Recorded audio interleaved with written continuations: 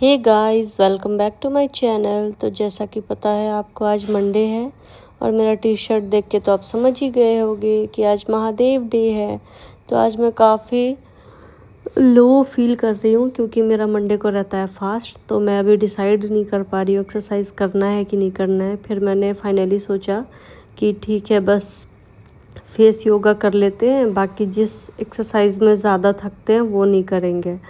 तो पहले मैंने वही डिसाइड किया। अभी मैं ट्राइपॉड पे फ़ोन सेट करने में मुझे वक्त लग रहा है, तो जैसे ही सेट होगा उसके बाद मैं एक्सरसाइज चालू करूँगी गाइस।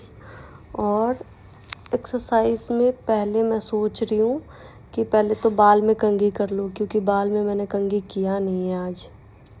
बस शैम्पू किया था, उसके बाद नहा वहा के पूजा पाठ करके फिर मैं मंदिर चली गई थी। और मंदिर से आने के बाद बाल ऐसे ही, बारिश भी हो रही थी बाहर तो थोड़ा और ज़्यादा गीला भी हो गया था, तो कंघी तो किया नहीं है। तो अभी सोच रही हूँ ऐसे ही क्लचर लगाने से अच्छा है कि पहले कंघी कर लूँ।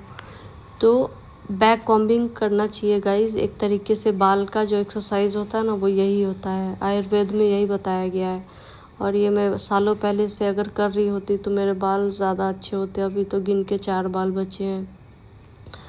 तो बैक कॉम्बिंग करना बहुत इम्पोर्टेंट होता है, बहुत ही ज़्यादा इसके फ़ायदे होते हैं। आप किसी भी आयुर्वेद का जो वीडियो है यूट्यूब पे आप सर्च करके देख सकते हो, वो इसका फ़ायदा बताते हैं। और इसमें भी इसका बेस्ट फ़ायदा ये होता है कि प्लास्टिक के कंघी से नहीं, लकड़ी जो वुड वाली कंघी होती है ना, उससे बैक कॉम्बिंग करने से ज़्यादा फ़ायदा मिलता है।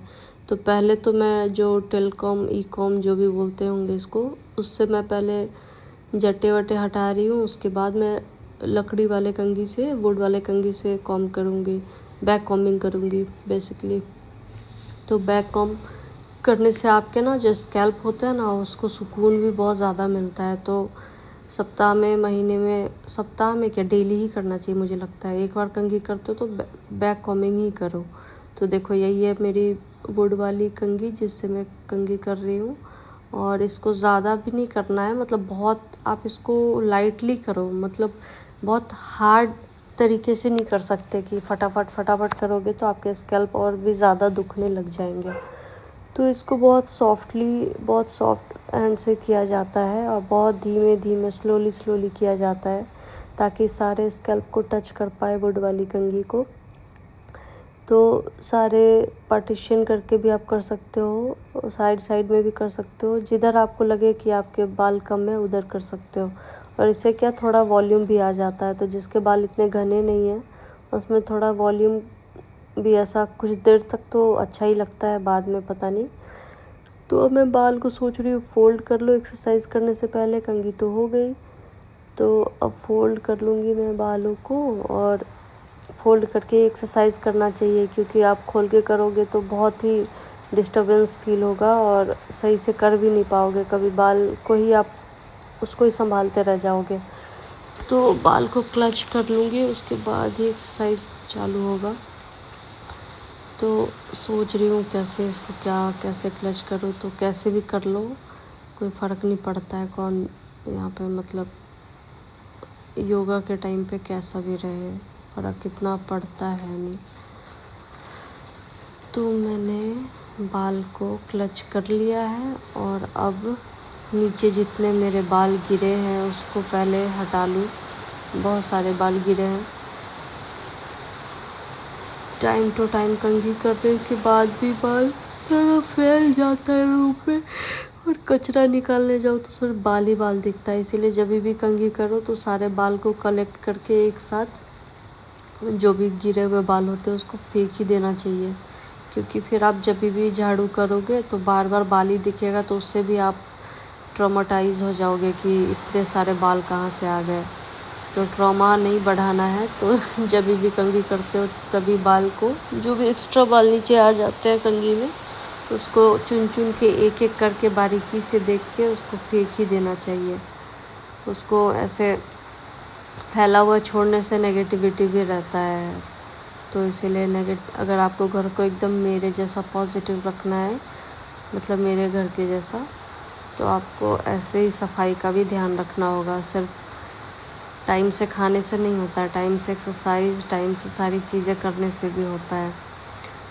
तो अब मैं योगा फेस योगा स्टार्ट कर रही हूँ। तो सबसे पहले तो ये मैंने गले का योगा किया है, जो बहुत सारी लाइंस आ रही है, ये सारे लाइन पे काम करता है। और दूसरा जो गले का फैट होता है ना, उस पे काम करता है। इसको आपको 30-30 सेकेंड के लिए होल्ड रखना होगा, तो ही ये जल्दी से इसका फैट ख़त्म होगा और यहाँ की जो भी स्किन है वो टाइट होगी। तो जिसके भी लंबे गर्दन होते हैं उसका ये लाइन आ ही जाता है, जो भुट्टे नाटे होते हैं उसका नहीं आता है। तो हमारी लंबाई अच्छी खासी है, इसीलिए बहुत ज़्यादा लाइन है, तो इसके लिए बहुत ज़्यादा एक्सरसाइज भी करना पड़ेगा। और ये ऐसे ऊपर हेड करने से ये जॉ लाइन क्लियर होता है, जो जॉ लाइन दिख रहा है ना कान से नीचे और उधर, तो इस पे काम करता है। इसका भी 30-30 सेकंड का 3 सेट करना होता है। और ये आपके जो नाक से लेके लिप्स के साइड में जो वी शेप बना होता है उसको हटाने का ये काम करता है, और ये गाल के फैट को कम करने का काम करता है। तो इसके भी 3-3 सेट करने होते हैं 30-30 सेकंड के।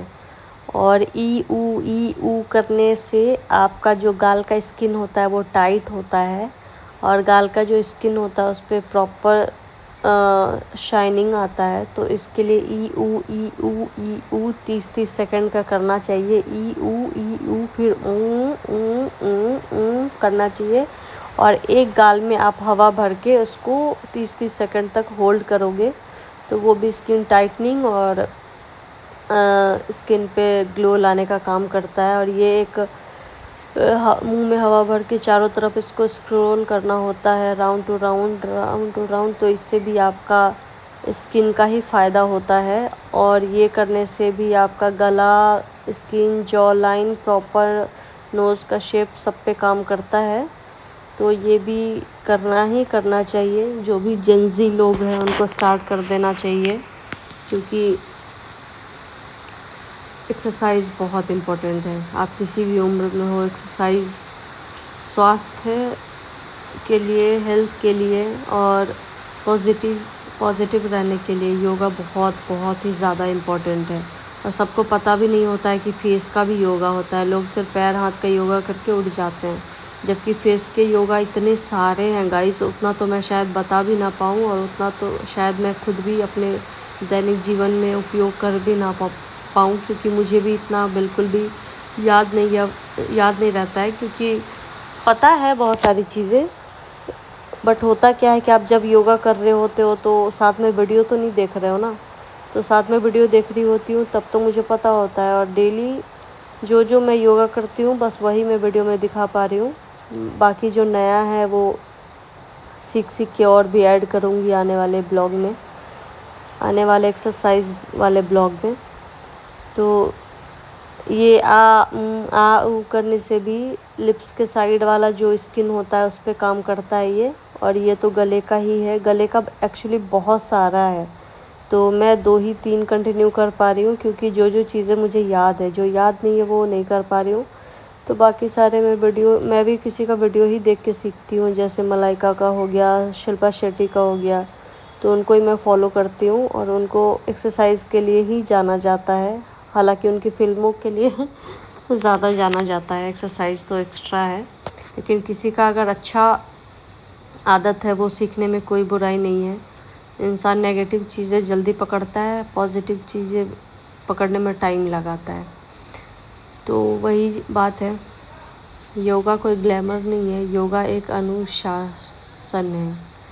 और योगा अपने दैनिक जीवन में लाना बहुत ही ज़्यादा ज़रूरी है, बहुत ही ज़्यादा इम्पोर्टेंट है।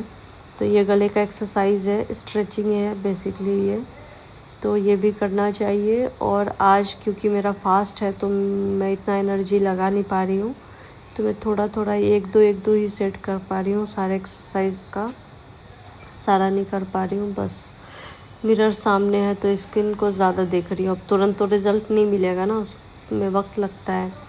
अब हैंड का स्ट्रेचिंग कर रही हूँ, हैंड का स्ट्रेचिंग करने के बाद ही मैं फिर फाइनल योगा स्टार्ट करूँगी। ये तो वार्म अप है एक तरीके से, और ये वाला जो स्ट्रेचिंग है ना ये बेस्ट है गाइज। ये मेरा पूरा पीठ का जो भी पीठ में दर्द है सारा दर्द ही ख़त्म कर देता है। ये बहुत मज़ा आता है ये वाला स्ट्रेचिंग करने के लिए।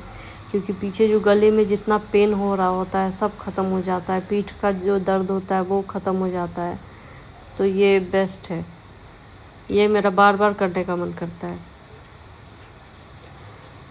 हैंड का एक्सरसाइज भी बहुत ज़रूरी है, क्योंकि हमारा दिन भर रात भर कितना काम होता है, किचन का, फिर शूटिंग में कितना सारा काम होता है, तो वो हाथ तो बहुत थक जाता है, लेकिन अपन हाथ पैर पे इतना ध्यान नहीं देते। देना चाहिए। अगर 2 घंटा आप अपने शरीर को नहीं दे सकते हो तो जीवन में क्या ही करोगे। तो 2 घंटा तो टाइम निकल ही जाता है। सुबह में अगर आप टाइम से उठोगे तो भी निकल जाता है, शाम को चाहोगे फालतू घूमना फिरना छोड़ के आप 2 घंटा एक्सरसाइज को दे सकते हो।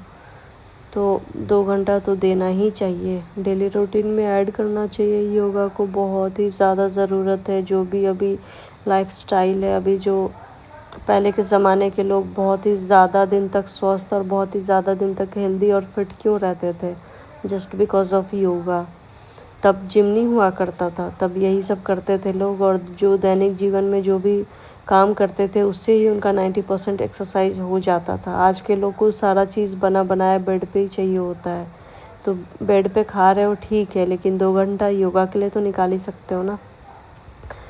तो मैं बहुत ज़्यादा ही ज्ञान दे रही हूँ, हालांकि मैं खुद ही कंटिन्यू नहीं कर पाती हूँ, काम के सिलसिले की वजह से, ऑडिशन की वजह से, शूटिंग की वजह से।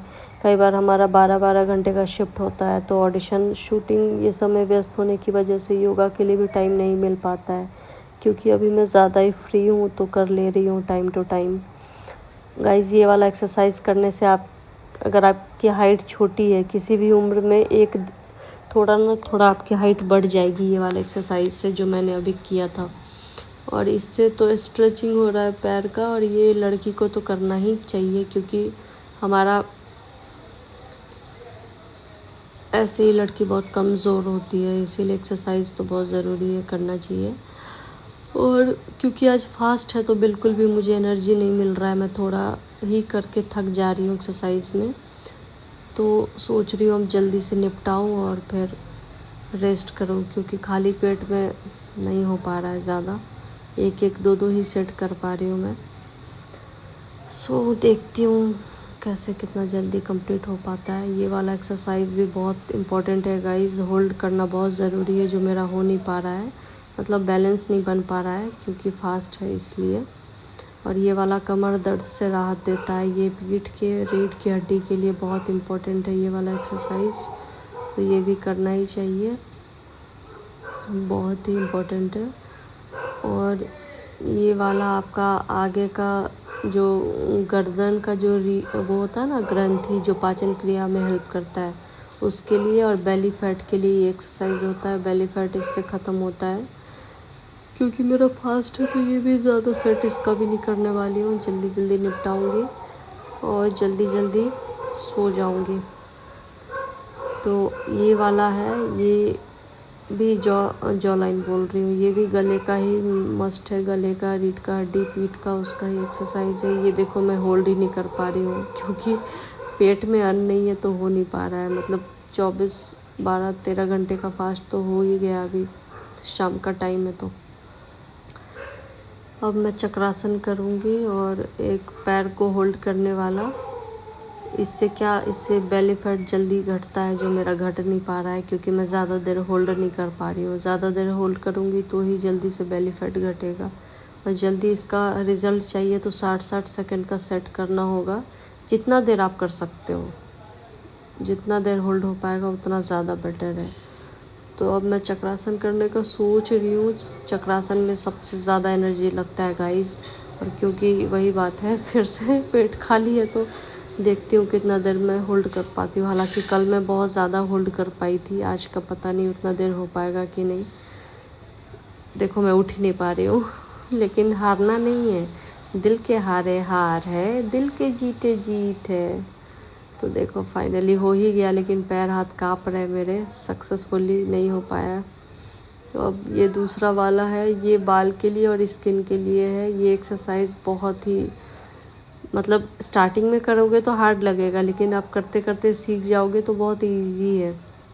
तो ये वाला मैं होल्ड बहुत देर कर सकती हूँ, मतलब आधे 1 घंटे तक भी मैं होल्ड कर सकती हूँ। तो ये वाले में मुझे इतना एनर्जी नहीं लगता, बस इसमें ना सिर भारी हो जाता है। तो आपको ना योगा जैसे आप कंप्लीट करोगे, फटाफट आपको उठ के बैठ नहीं जाना है, थोड़ी देर आप वहीं पे आपको लेटे रहना है। नहीं तो आप फटाफट उठ जाओगे तो वो ब्लड सर्कुलेशन बहुत फास्ट हो जाता है ना इस वक्त में, आपका जो भी नीचे का सारा ब्लड पूरा सर में चला जाता है, और जिससे आपका बाल भी बहुत अच्छा होता है। बाल में ब्लड सर्कुलेशन तेज़ी से बढ़ता है, तेज़ी से फास्ट हो जाता है, मतलब फास्ट हो जाता है तेज़ी से फास्ट हो जाता है। तो इसके लिए आपको फटाफट उठना नहीं होता है। जैसे आपका पूरा एक्सरसाइज फिनिश हो गया, आपको 10-5 मिनट वहीं पे लेटे रहना चाहिए। तो बाय बाय गाइस।